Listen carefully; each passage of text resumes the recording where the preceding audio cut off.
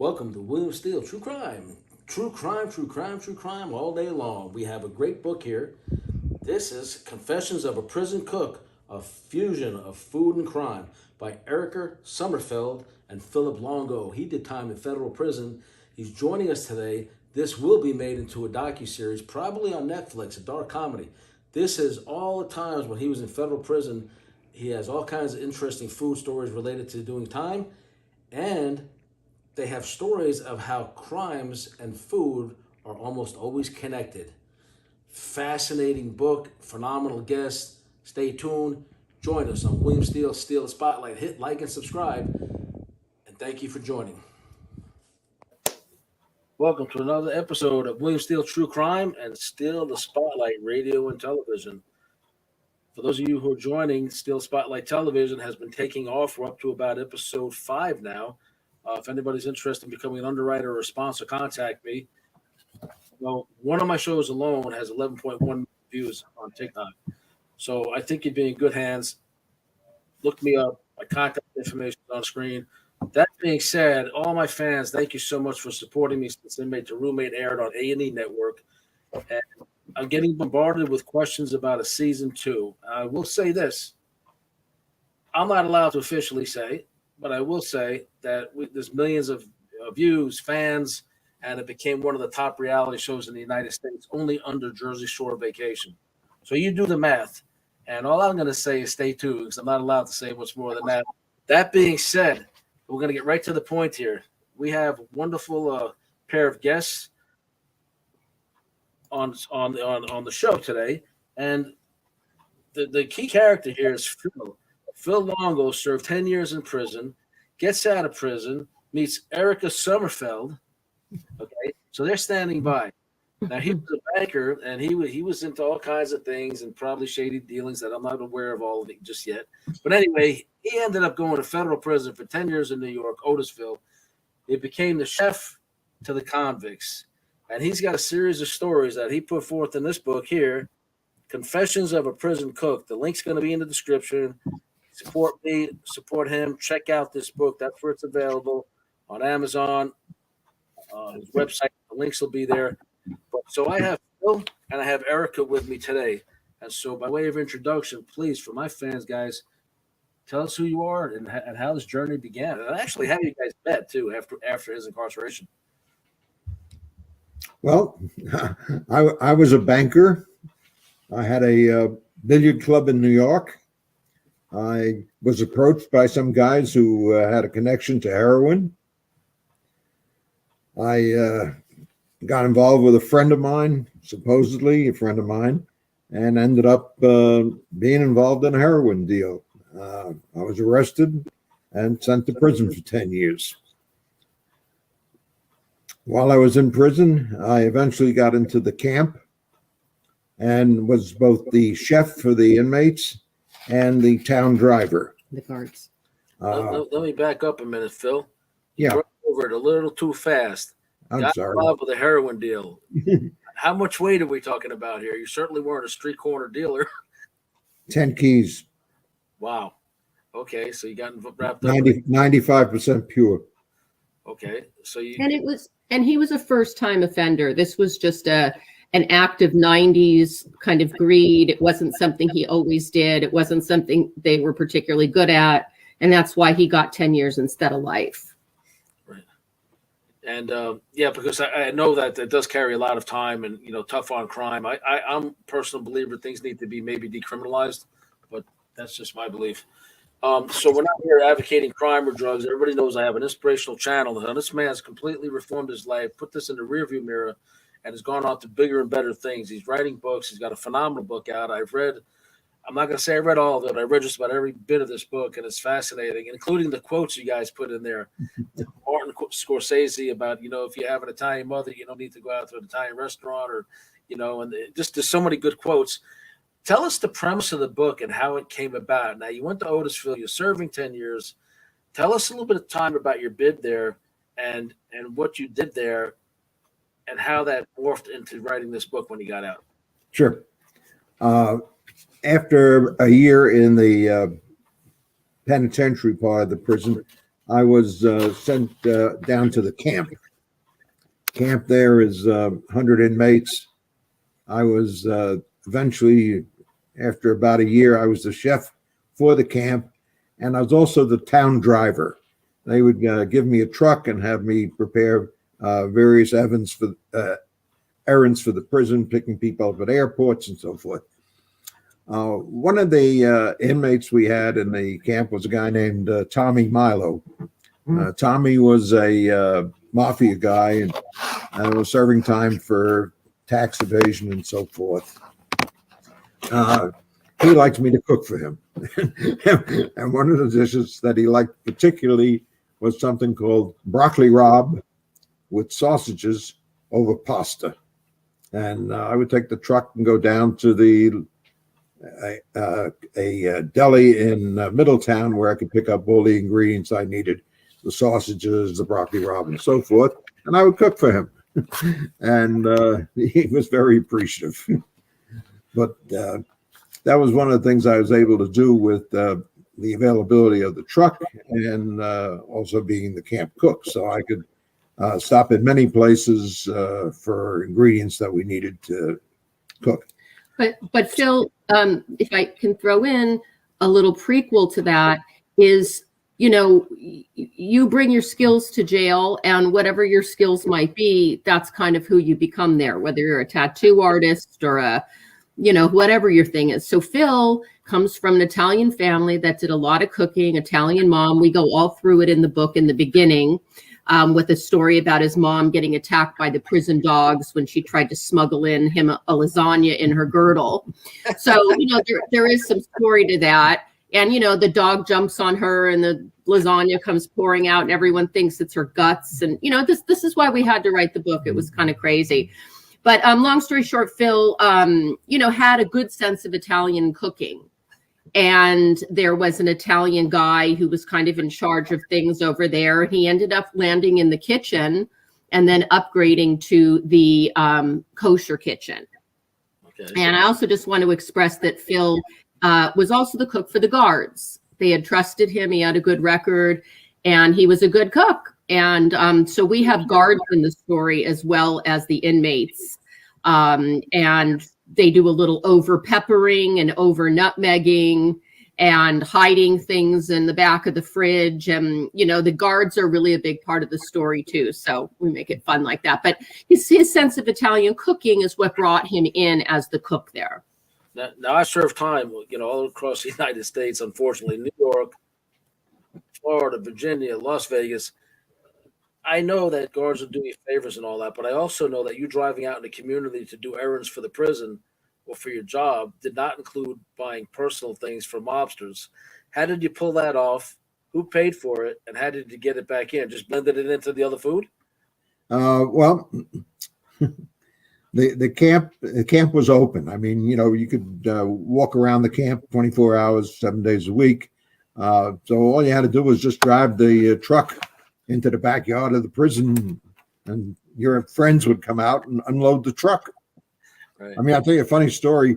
I had to go to a kosher town to pick up kosher goods for the inmates, both in the prison and the camp.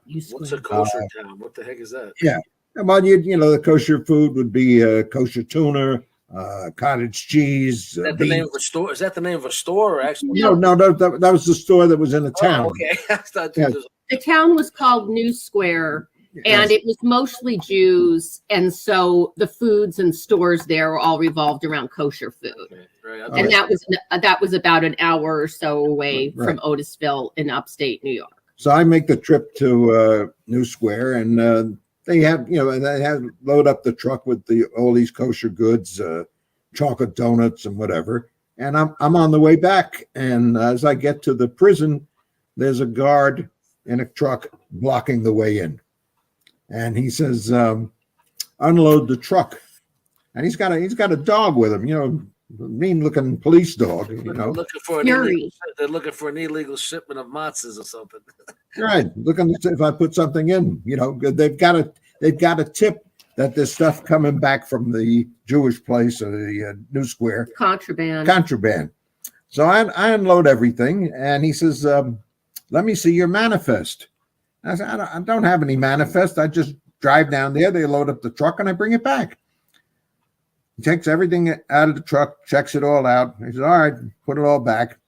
When I put it all back, I noticed there's a box of donuts missing.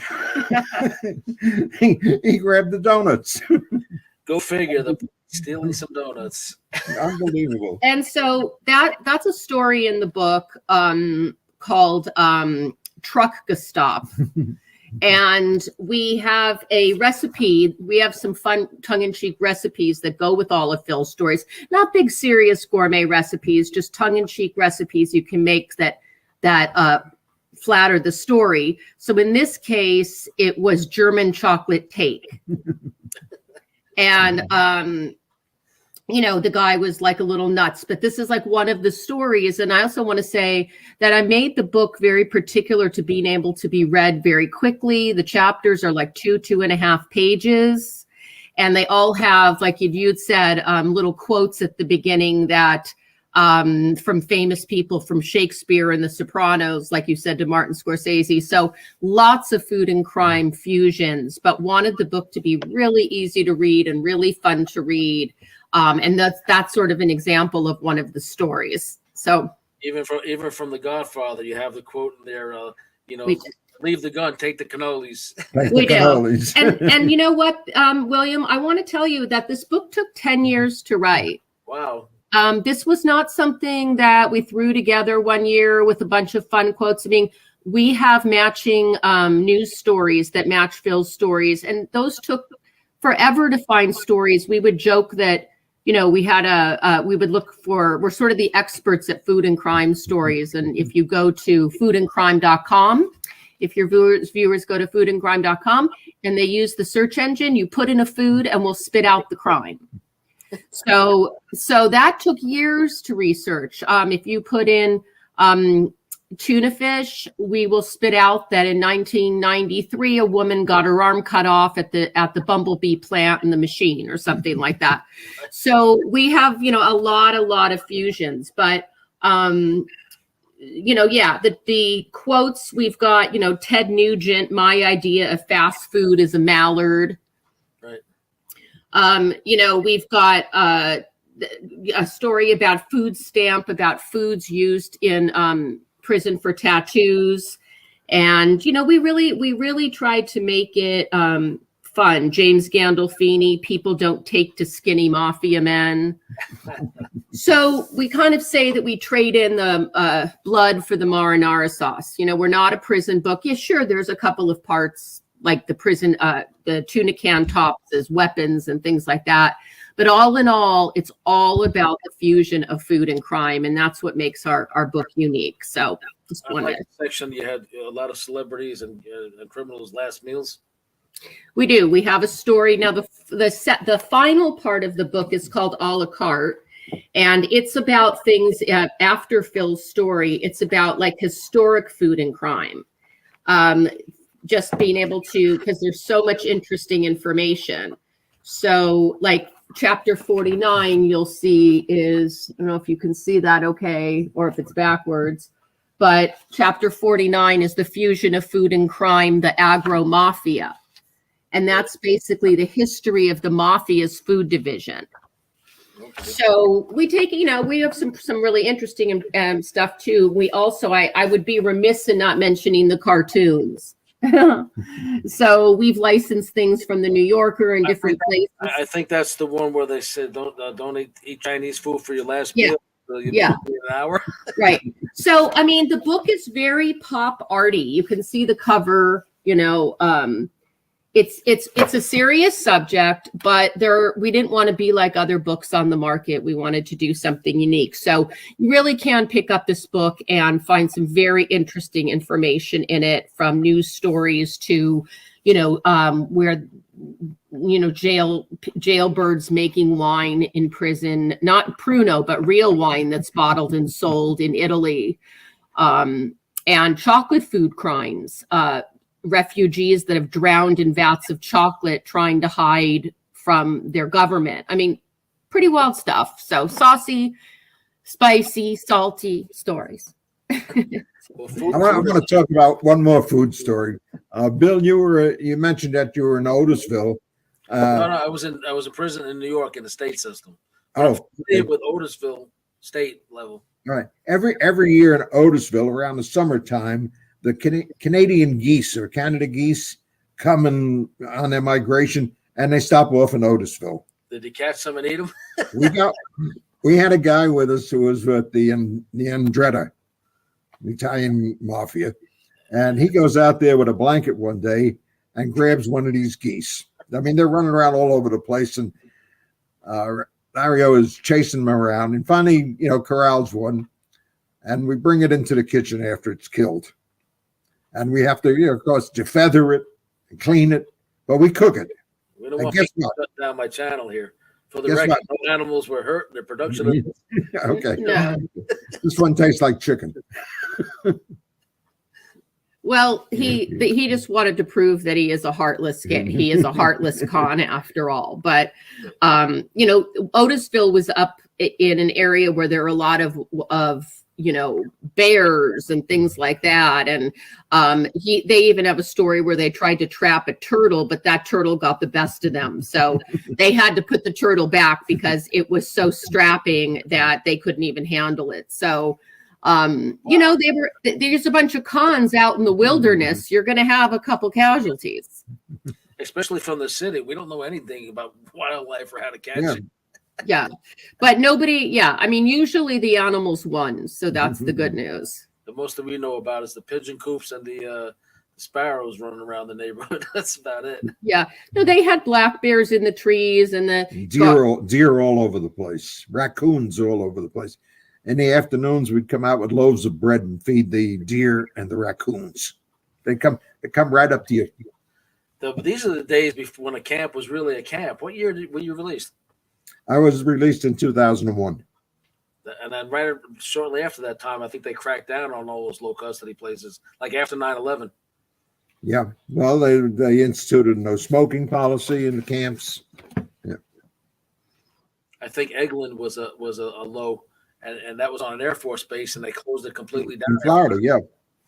So, I mean, Phil's got, that being said, I mean, it was a lower security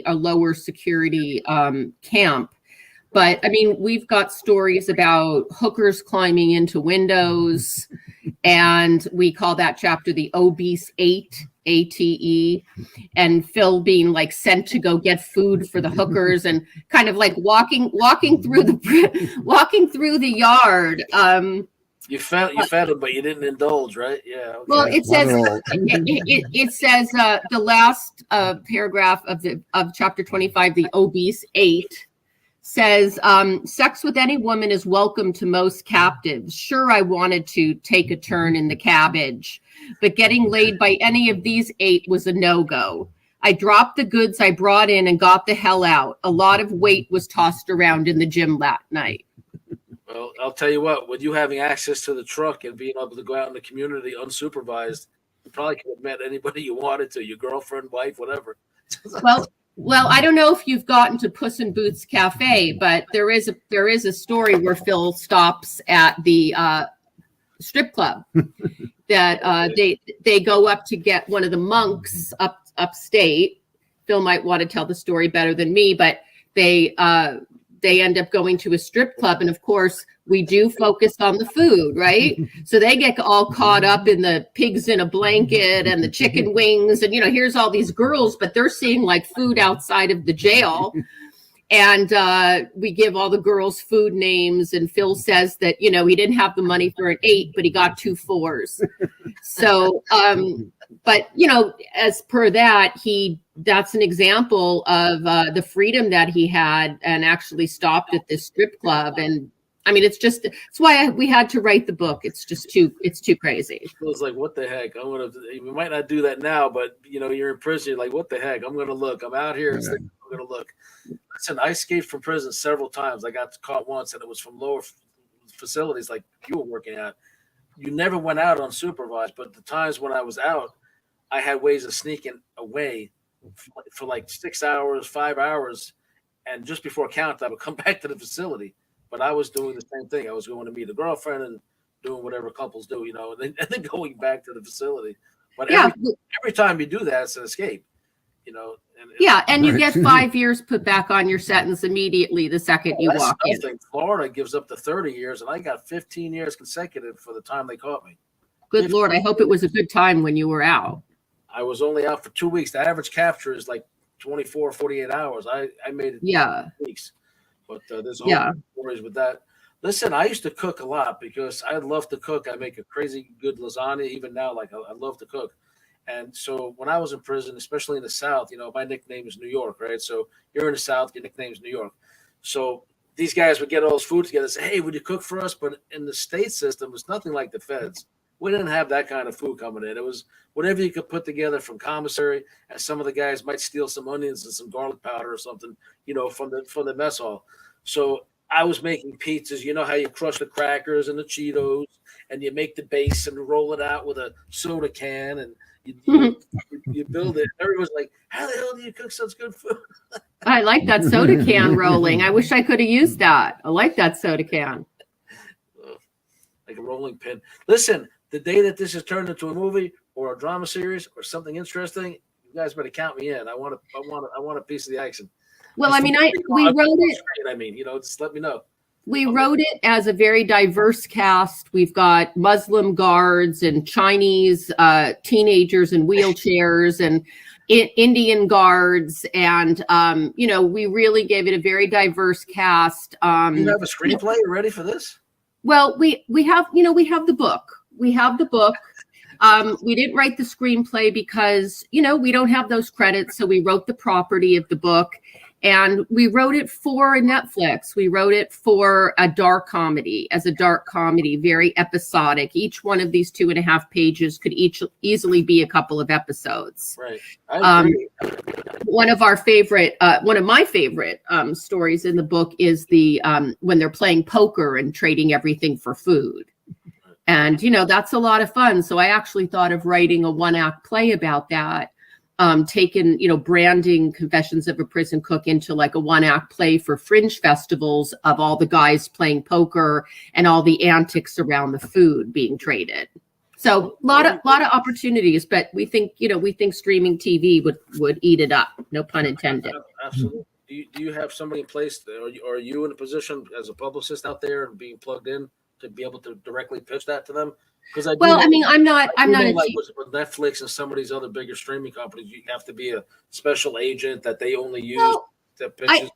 I'm a publicist. I know how to pitch it. My belief is if somebody thinks they can make money off something, they'll assign you who you need, the attorney or who you need. But it's a business like none other. But we spent 10 years writing it, and then the website has over 2,000 foods in it.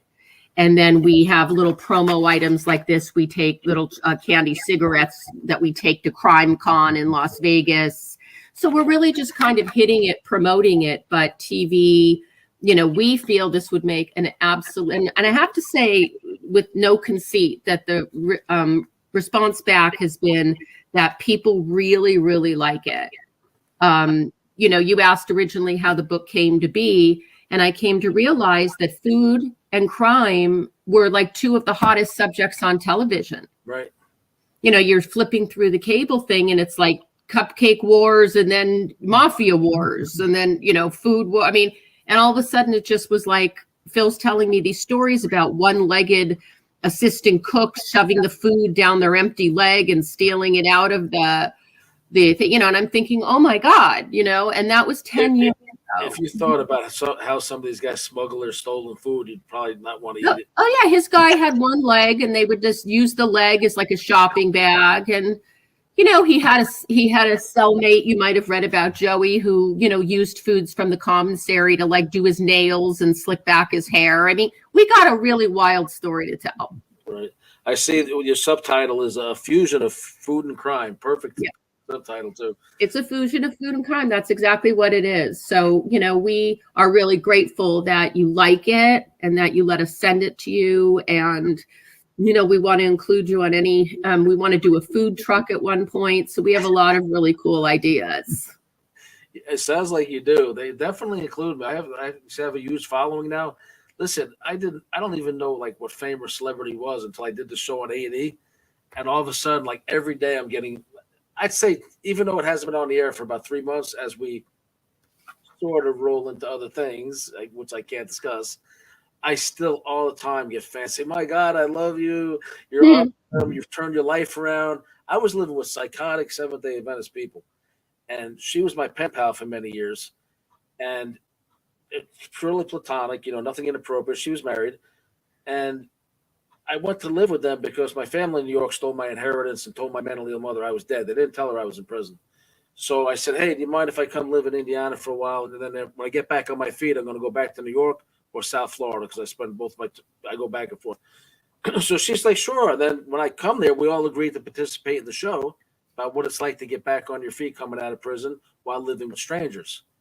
So my sisters, they were complaining, "Oh, my brother's going to, he's going to get out. He's going to kill us. He's going to have us killed." And I told the investigator, I said, if they didn't rip me off for so much money, they'd have nothing to worry about. But in reality, I'm a different person today. I forgive my sisters. I don't like what they did. So that being said, the show exploded because the woman turns out had a crush on me. I didn't realize all these years. The husband doing his own thing. They're both elders in the church. And it's extremely funny. I look at my own scenes, and some people said, you're like, many people, like you're like the funniest person in the United States. You have to see the show. You will die laughing. And the crap I put up with, a big sign on my wall, which I have here a few feet away. There was a big sign on my wall with rules and addendums to it, Post-it notes. I just had all this crazy stuff. I couldn't have the internet. I couldn't have ice. I couldn't have meat. One of the scenes is me hiding out in the bathroom, eating a pepperoni sandwich and putting it, I call him a hero. Everybody else wants to call him a sub. I call him hero. I'm eating a pepperoni hero, and I put it on the grating, the cool air grating, like we do in prison to keep your food cold in your cell, right? So, and I'm like, this is ridiculous. I'm not allowed to use the refrigerator. So, the episode was like, you got meat or hashtag meat police because I couldn't eat meat in their house. I couldn't have ice in their house. You guys got to watch the show. We'll circle back. We'll do some more with you. Yeah. Guys. But please watch the show. That's what I want. It's on A&E streaming. You have to go to play.aetv.com, look up shows, Inmate to Roommate. You can watch 10 episodes, and it's massive. So I am always, since I got out, this has exploded. I recognize I have an obligation to use my platforms to help people. I'm starting to try to get more polished and do some motivational speaking. I speak at universities now, colleges, youth groups, churches, community groups. I'm constantly getting bombarded with requests for speaking engagements, and that's as like somebody who's like been rehabilitated. And I was a law clerk as well, so that I have a lot of good perspective. Oh wow, okay. I have a good perspective on the issue of actual innocence and people that are actually innocent in prison and can't get the help they need, because these innocence projects are geared primarily for helping people with life sentences or death penalty, the most severe cases. So if a guy's got 20 or 30 years, for him it's a death sentence, but he's innocent. And those people can't get the help they need. So I try to shed light on those lesser cases, but they're just as important to them and their families. But I have inspirational people on Steal the Spotlight. I have Bruce Socha.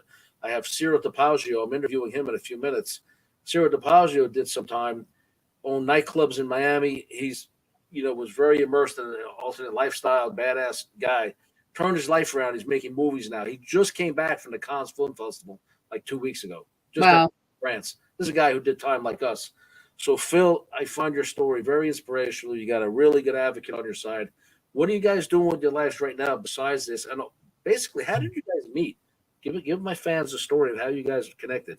We just met in LA. We both had dogs, and we just started talking one day and just became friendly. And just kind of like, saw one thing after another, just saw him, invited over for some Italian food and heard his story. And we both had dogs, and our dogs liked playing with each other. So we just became friends. Our dogs brought us together. Yeah. Okay. Now, probably. Phil, I don't know. The type I was always in sales and marketing and stuff. When I was out there like a fugitive many times, and I escaped from prison because of who I am and my skills. I'm a locksmith and alarm technician. I was a professional jeweler. I ended up on America's Wanted website. Okay. So that being said, when I'm living that lifestyle, I'm very quiet and reserved and pulled back. But when I'm, not having the police and the FBI and the marshals down my back like I am now, I'm very outgoing, gregarious. I meet and talk to everybody. Since you got out of prison, are you more of the reserved type, like leave me alone, or are you like in the park walking your dog, introducing yourself to everybody? Leave me alone. Are you? Leave me alone. You got to come out of your cell a little bit if you want to get more attention to your book, man. I have a trunk full of my books. Yeah, well, we plan, it's after 10 years I've needed to take a little bit of a break. I mean, we took it very, very seriously, the writing of it. And, it's available on Amazon. You can also download 6 free chapters to get an idea of the book. But, the marketing of the book is a whole nother thing. And I wanted to write the best book, the funniest book, whether it's the food idioms, whether it's the true life crime stories that come after the story. I mean, we have a story about pizza, and then the true crime real story is about, of course, Florida. The Florida police had to lure this like mass murderer out of his house by promising him a pizza, and luring him out with pizza and stuff. So, we have a lot of stories, but I mean, from Brooklyn, he's got to have his pizza. Yeah, or just Florida. You're just crazy enough to do anything in Florida.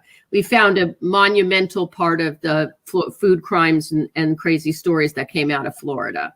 Right.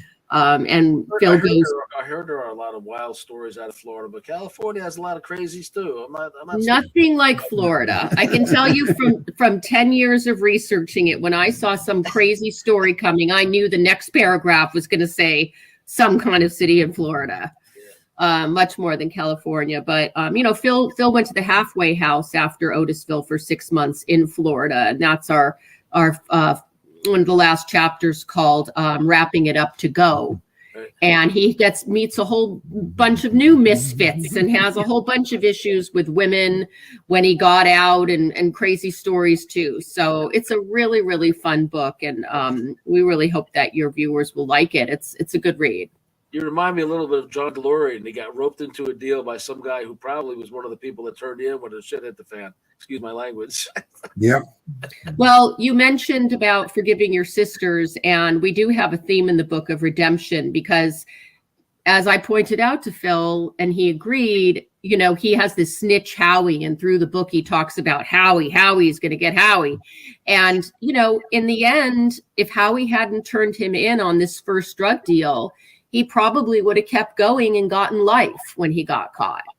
So it's funny how we perceive something as bad as good. And the last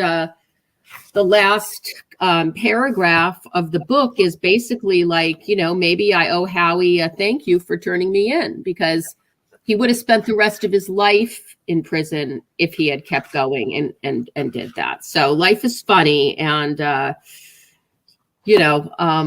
food and crime are a very interesting paradox, because food represents life and crime, more and more obviously death. And so mixing the two together, it's a kind of an interesting paradox, and we try to capture that in the book. Right. Again, for all my fans out there, listen, if you're listening on Still Spotlight Radio and TV, you can go to Amazon, find these books. Here's our book. Prison Cook, a fusion of food and crime, by Erica Somerfeld and Phil Longo. And she's got it on the screen for those of you who are watching. If you're listening on radio, look it up under Erica Somerfeld and Phil Longo. And don't forget, and if we have an Instagram, Food and Crime, which is food at AND crime, which is all kinds of food and crime current events.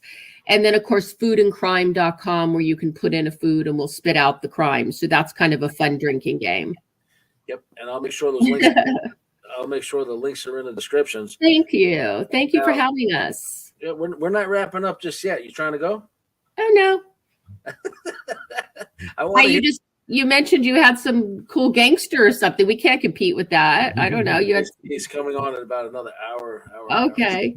But he made the movie. If you look at Mob King, look at Mob King.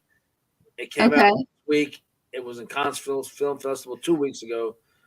It was at some big event in California recently, and then premiered at the Hard Rock Cafe Casino in Hollywood, Florida.